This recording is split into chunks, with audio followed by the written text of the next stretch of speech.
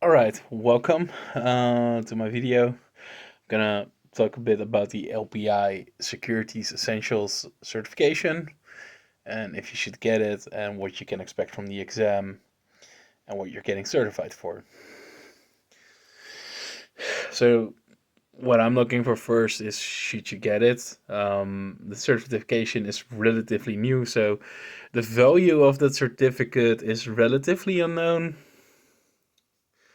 but I can tell you a bit about like okay, what did I do for the certificate and did I learn anything while doing it? And the honest answer is no, I didn't learn a lot learning from it because I'm already doing DevSecOps works for a couple years.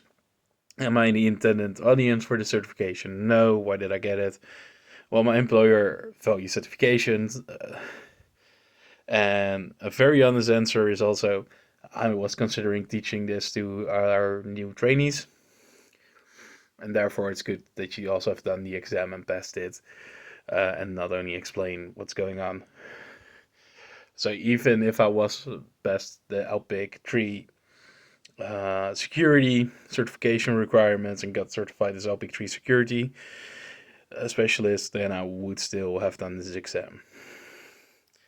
That being said, I'm not LPIC certified at the moment, besides the LPIC security essentials.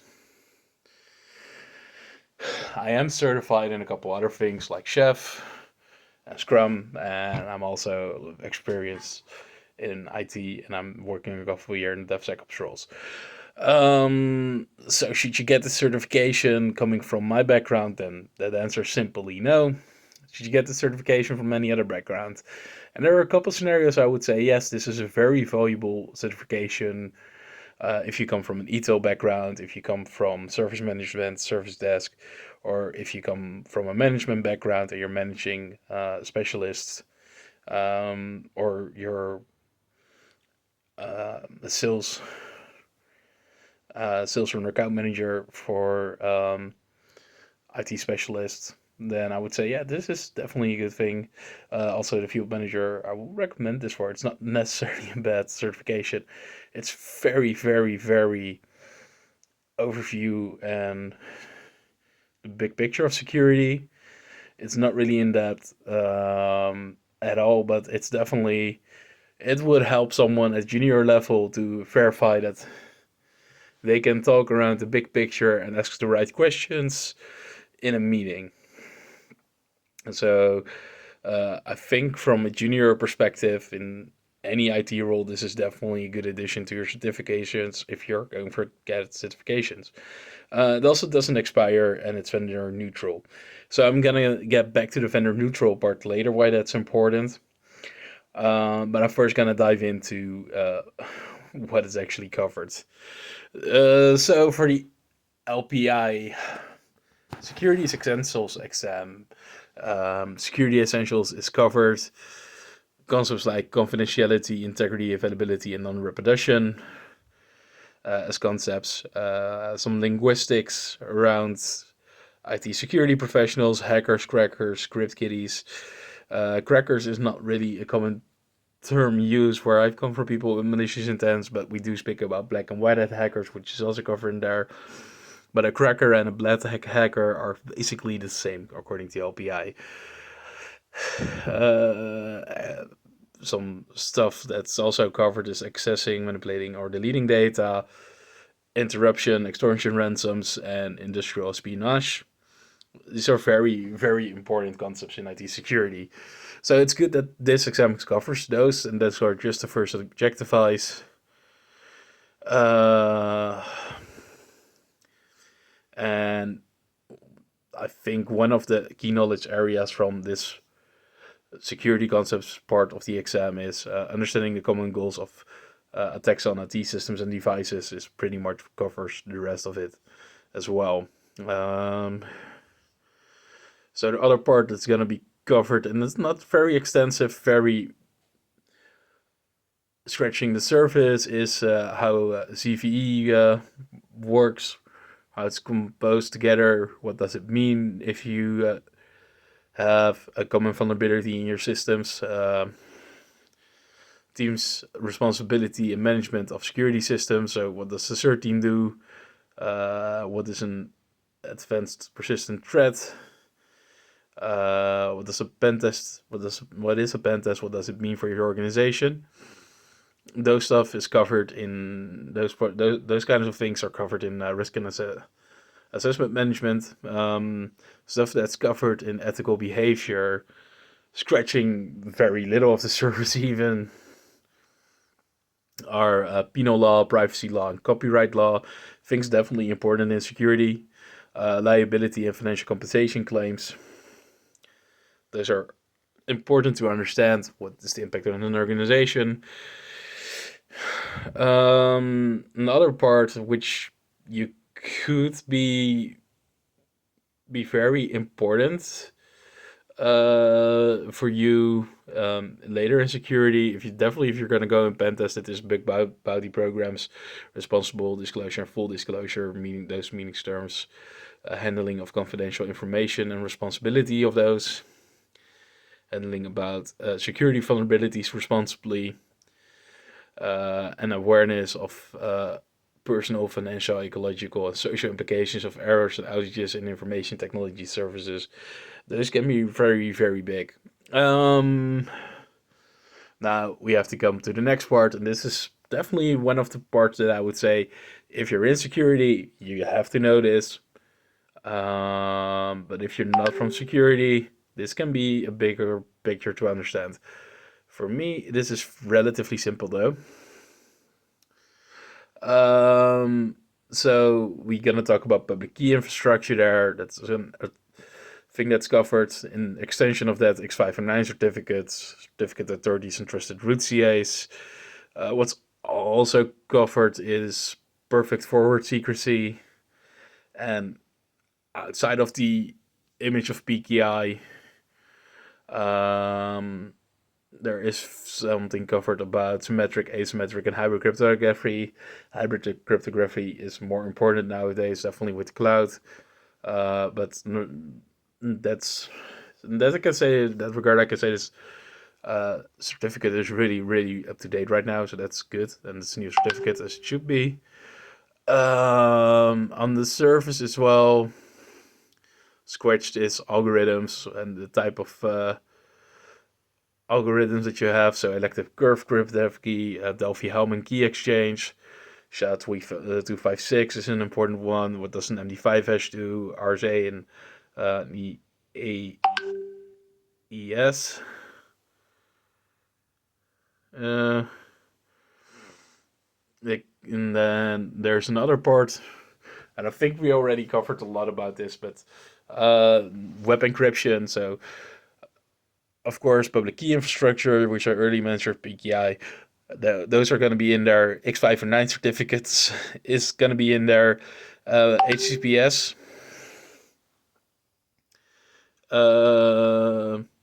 Determining whether a website is encrypted or not, and then including common browser messages. Those are things that are important. Now the next one is email encryption. I would say this is getting less important by the day, but but email still used, and very much so. And everyone has an email address, so this is also very important for the exam. But in your daily life, in IT, we move to instant messaging a lot.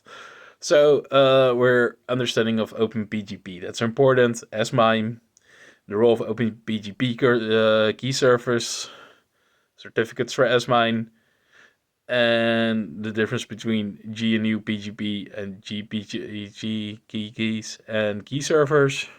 S-MIME, those things are important. Now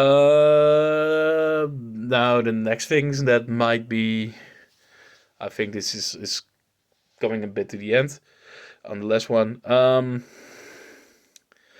Data storage encryption. That means BitLocker, Ferrocrypt, Cryptomator. So there's a Windows question in there, and there's a Windows question that you're gonna run into to IT anyway. Is how does BitLocker work? What does it do for you?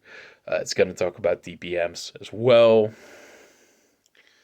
It's not gonna go into depth for the secure enclave for Apple, for example. but it's going deep for TPM. And TPM is enabled on the consumer side, not on the server side.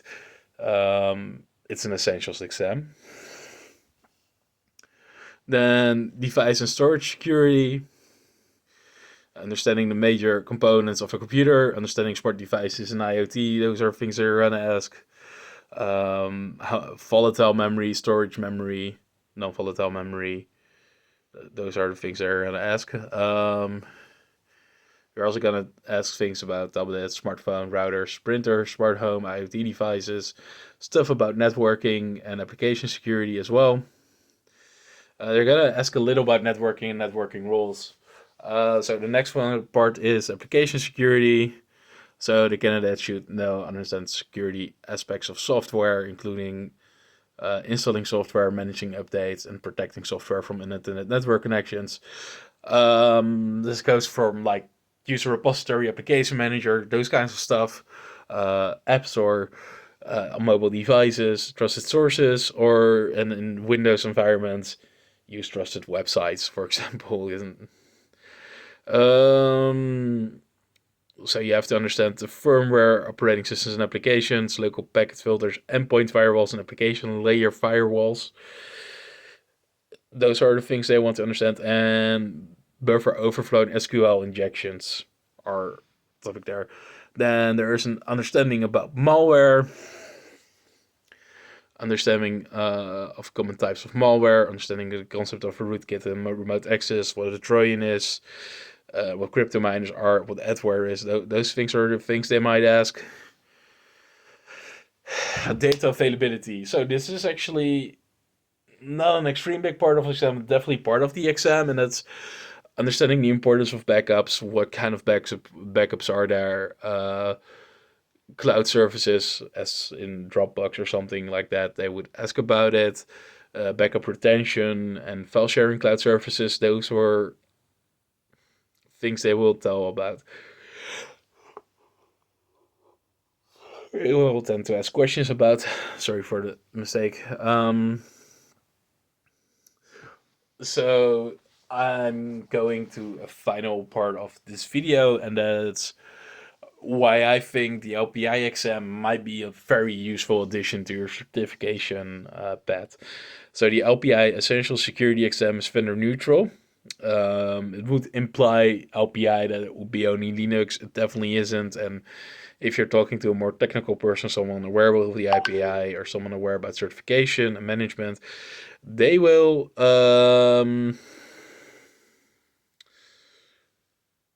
tell you. They will tell by the certificate, and they will tell you they know it's vendor neutral. They know what it is about. They can see the concepts, and they have a list of stuff you understand. And it's not limited to one vendor. It's really the big picture. It's over a big network. You know what security implies on workstations, on which are commonly Windows. You know what security implies on servers, which are commonly Linux. And you know what security apply in the bigger picture in processes and organizations and on the application level. Um, that's why I would say, yeah, this is a useful certificate anyway. If you're on LPIC 1 level, then it might be. If you're on a level of certification of Red Hat Certified System Administrator, then I would say, yeah, this is a good addition because Red Hat doesn't really specifically do the big picture about security, and it's not telling you and know what PKI does and stuff. So that's definitely your certifying knowledge there that you have that. Without specifically being for Red Hat or Microsoft or Google Cloud or AWS or Dropbox or a specific SaaS solution. And by that extent, I would say it's good to get the certification as a vendor neutral certification. Um, I think that's pretty much it.